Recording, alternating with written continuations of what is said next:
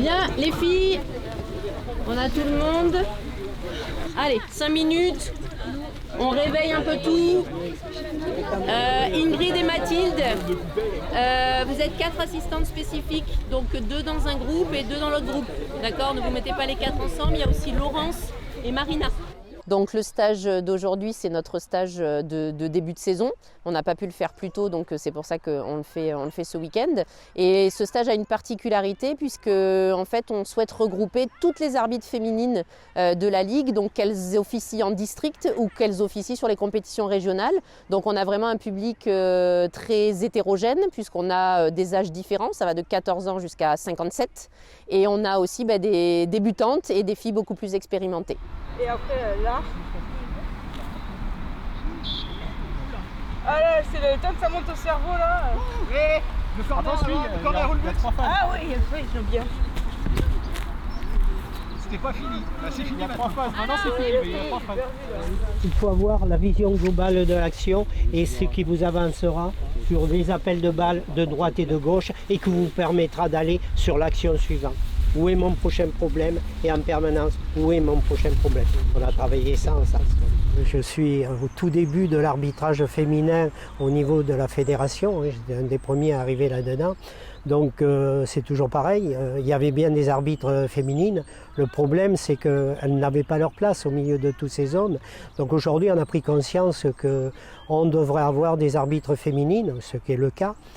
Bon, le Covid nous a quand même un peu handicapés, comme handicapé les garçons, mais je trouve qu'aujourd'hui les formateurs que l'on a et dans tous les départements, on a des responsables d'arbitrage féminin qui permet de les fidéliser et de s'en occuper, quoi.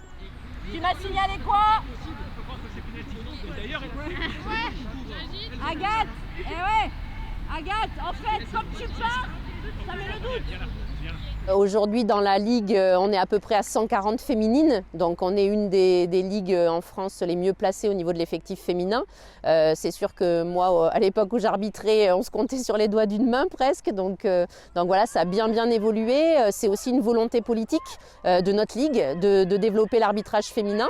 Et je pense que justement, on a tout à y gagner de développer le foot féminin de manière générale, que ça soit les joueuses, que ça soit les arbitres, mais aussi les éducatrices, puisqu'on se rend compte qu'il n'y a pas aussi beaucoup d'éducatrices sur les bords des terrains. Donc je pense que voilà, il y a aussi quelque chose à faire en travaillant main dans la main et en essayant de développer vraiment le foot féminin dans son ensemble. On est déjà plus. Allez, qu'est-ce qu'il a? Entre les corps en arrière et hop, je veux te voir exploser là. Allez. Voilà. Ok, sur la ligne, donc on est dedans, je suis d'accord. Allez, on tourne. Deuxième situation. Au final, l'arbitrage, c'est aussi de la théorie et du physique. Donc certes, pendant un match, on va voir 3 arbitres, un central et 2 assistants, mais il ne faut pas oublier qu'un arbitre, il doit travailler son physique.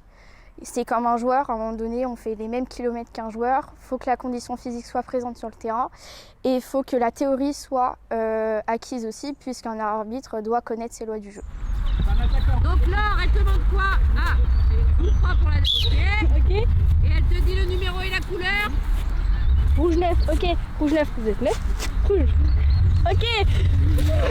On fait partie des meilleures ligues sur toute la France au niveau de l'arbitrage féminin. Donc vraiment, c'est une vocation féminine. Je pense qu'on a aujourd'hui Sandra Renon qui est à la fédération et qui s'occupe de toute la formation.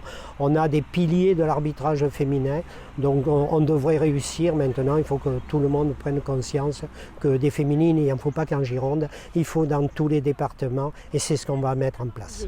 Donc il va falloir qu'ils jugent le hors-jeu, qu'ils regardent un œil ici si elle n'est pas sortie et en même temps qu'ils voient qu'il y a une faute. Et souvent, vous savez, on entend « Ah mais c'est devant lui, il ne voit pas ». Sauf que justement, plus ça va être devant vous et moins vous allez voir. Parce que c'est à mes pieds, déjà je vais être ça, je vais regarder là et plus en haut. Alors que plus je suis un peu éloignée et plus je vois dans l'ensemble. Donc je vais voir et les fautes du haut du corps et les fautes du bas du corps. Plus ça me rapproche, plus je vais me focaliser souvent sur le ballon. Nous, ce qu'on aimerait, c'est développer la masse, bien évidemment.